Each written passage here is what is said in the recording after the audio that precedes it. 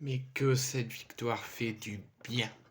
Enfin, ça va nous permettre de respirer de façon plus convenable. Enfin, on va pouvoir voir vers l'avant et pas vers l'arrière. Enfin, on ne sera plus inquiet. Mais il faudra tout de même être très méfiant et avoir une extrême vigilance en qualité de supporter. De même en qualité de joueur, où il va falloir toujours garder un grand sérieux, une grande application, une grande dignité, des coronets marseillais. Et il faudra continuer à se bouger le cul, à se sortir les doigts du cul. Parce que tout ce qu'on a réclamé, de se sortir les doigts du cul, de se bouger le cul, de montrer de la vraie envie, de la vraie intensité, du vrai jeu marseillais, c'est ce qu'on a vu, c'est ce qu'on est en train de voir et que ça s'est mis en construction contre l'Ajax. Et c'est ce que ça a terminé ce soir contre Rennes.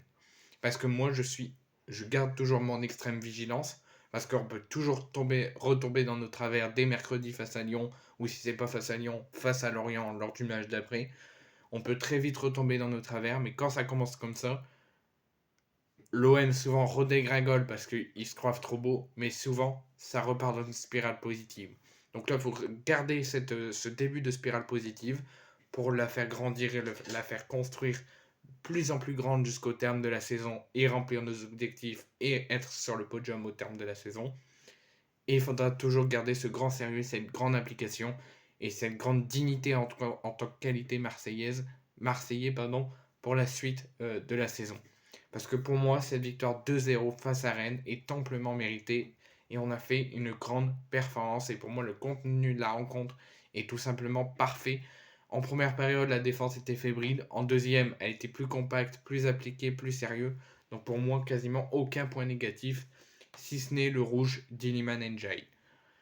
Donc, au niveau des cartons, donc côté OM, carton jaune pour François Mouguet, première minute sous Gattuso à la 81e minute.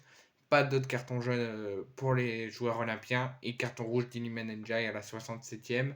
Côté Rennais, Christopher Wu a été exclu à la 60e, 5 minutes avant celui de Iliman Ndiaye, et Amine Gouiri a été averti à la 89e pour une faute sur Samuel Gigou.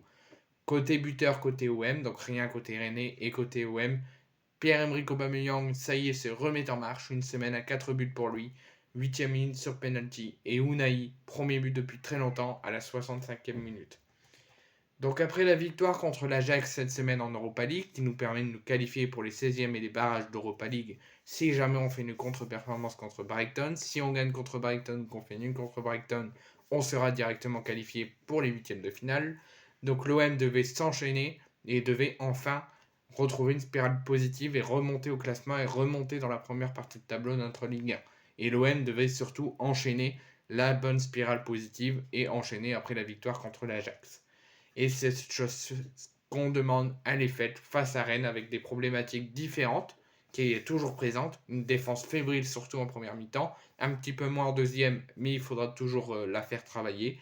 Mais une confiance qui augmente de manière exponentielle. Je vais vous faire le débrief et l'analyse de la rencontre. Comme je vous ai beaucoup parlé de la composition, je vous en ai fait 2 vidéos. Une à la mi-temps où je vous ai fait le débrief, avant la rencontre quand je vous ai fait la vidéo spéciale Copo. Mais je vais quand même vous la rappeler à la fin de ce débrief. Donc première période, Rennes a beau être en 5-4-1 avec Terrier en pointe, Gouiri à droite et Lefebvre à gauche pour occuper les couloirs. Les Bretons sont très offensifs mais ont été mis grandement en difficulté.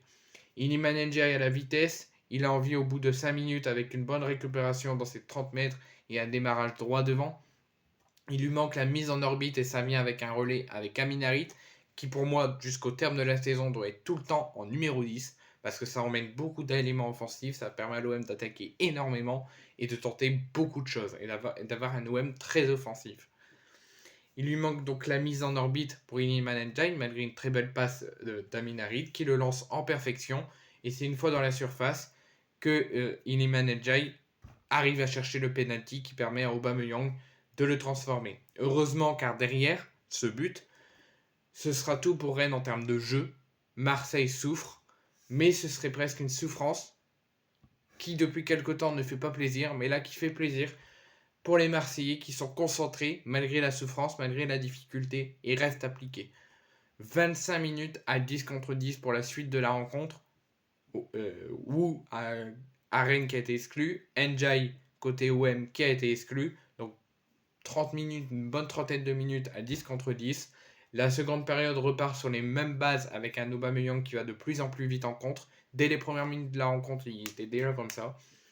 Une nouvelle fois, l'OM bénéficie d'une supériorité numérique avec l'exclusion de Christopher Wu sur un très gros tag sur Geoffrey Kondogbia en sortie de surface.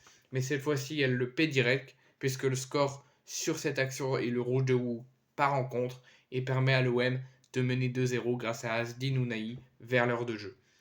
De quoi passer peut-être une soirée tranquille avec des Rennais pas dans leur grand soir, Esteban Honda transparent et qui m'étonne, qui habituellement on est habitué à un gros match, là pour moi il n'a pas fait un gros match, mais nous allons pas passer une soirée tranquille. La victoire se profile, mais on ne la passe pas tranquille puisque Iliman Ndiaye, dans la foulée de ce but d'Ounahi, se prend un carton rouge, emporté par son élan sur une action offensive. Il exhorte le pied d'Omari, qui a failli sortir son blessure mais qui est resté, et Iliman Ndiaye est exclu. Et il devrait être forfait contre Lyon mercredi pour le match en retard, le match reporté. Et alors, donc Gattuso regarde Stéphane dans les yeux, les deux se sont regardés dans les yeux. Il fait entrer Mouré pour faire passer l'équipe en 3-4-1-1.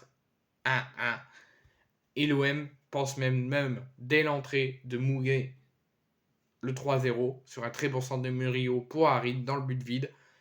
Mandanda ne peut rien faire, les supporters exultent, les joueurs exultent dans les dernières minutes avant le temps additionnel vers la 87-88. Mais malheureusement, la VAR se manifestera et annule le but d'Amin Harit.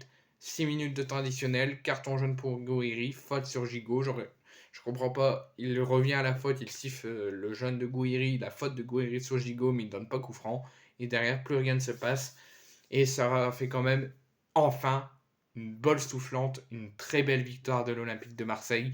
Quasiment aucun point négatif sur l'intégralité et l'ensemble de la rencontre. C'est deux périodes ultra convaincantes qui m'ont fait peur en première mi-temps avec une défense très fébrile qui a eu énormément de mal, qui est resté sérieux mais qui faisait beaucoup trop d'erreurs de relance, mais qui s'est reconcentré, qui s'est remis à s'appliquer avec un grand sérieux, qui a bien retravaillé ça à la mi-temps et qui a permis à l'OM de ne pas concéder de but et de s'imposer de façon très logique, 2-0. Grâce à cette victoire, l'OM se relance, l'OM revient dans le top 10 du classement, dans le haut de tableau où l'OM doit y être, et l'OM devra battre Lyon et devra continuer à enchaîner, à gagner, face notamment à Lyon et Lorient, avant la reprise de l'Europa League dans 15 jours, face à Brighton, pour la suite de notre campagne européenne. Mais l'OM, ça fait un grand bien qu'il s'impose, et il va falloir continuer à retravailler, travailler, et aller chercher le maximum de points. Et ça démarre mercredi et le week-end qui suivra contre Lyon et contre Lorient. Donc, mais là, je suis très satisfait de la performance de mon équipe. Je n'ai aucune chose négative à dire. Aubameyang a marqué, a fait un très bon match. Au niveau offensif, elle a été très bon. Vitinha, il a tenté quelques trucs, mais il faudra qu'il joue de plus en plus pour progresser. L'équipe a été très bon. Quelques erreurs défensives, quelques fébrilités, mais ça retravaillera. Pour l'instant, je suis totalement satisfait. On se repose, on continue à repartir au travail, à bien s'entraîner, et on prépare le match contre Lyon mercredi et le match contre Lorient qui suivra en championnat le week-end d'après. Donc je vous ai dit qu'on va quand même revenir sur les compositions de l'OM, juste pour vous les rappeler pour conclure la vidéo et ce débrief, d'une très belle victoire marseillaise amplement méritée avec une grande solidité collective et offensive. Donc Paolo Lopez dans les cages, Klaus à gauche, Lodi à droite, Gigo Mbemba, Kondogbia, Ounahi au milieu, Harit à 10, Sarr, Aubameyang, Ndiaye. Les sorties, donc ceux qui ne sont pas rentrés, c'est Ruben Blanco, Tika, Bamo Meite et Bilal Nadir. J'aurais aimé tellement des minutes pour Meite ce soir, il méritait amplement de jouer. Murillo est rentré dès la reprise de la deuxième période pour remplacer Jonathan Klaus qui avait une grosse fatigue physiquement, qui ne se sentait plus de continuer. Donc le staff a pris aucun risque, surtout avant les deux matchs qui suivront et l'enchaînement des matchs tous les 3 jours. Donc Murillo est rentré à la 46e minute à la place de Klaus. Muré à la 75e à la place de Lodi qui se sentait aussi mal physiquement, qui avait une petite blessure. Veretout est entré dans les 5-10 dernières minutes à la place d'Harit à la 86e. Balerdi est entré à la 69e à la place de Sarr. Vitinha à la 69e à la place d'Aubameyang. Et comme je vous l'ai dit, ceux qui ne sont pas rentrés, c'est Blanco, Tika, Bamo Meite et Bilal Nadir. Côté Rennais, donc Mandanda dans les cages, défense à 3, Wu, Bélocian, Théâtre, Borijo, Santa Maria, Matich, Truffert, Lefebvre, Gouiri et Terrier. Ceux qui ne sont pas rentrés, c'est Gauthier Gallon, Daniga, Raider et Ibrahim Salah.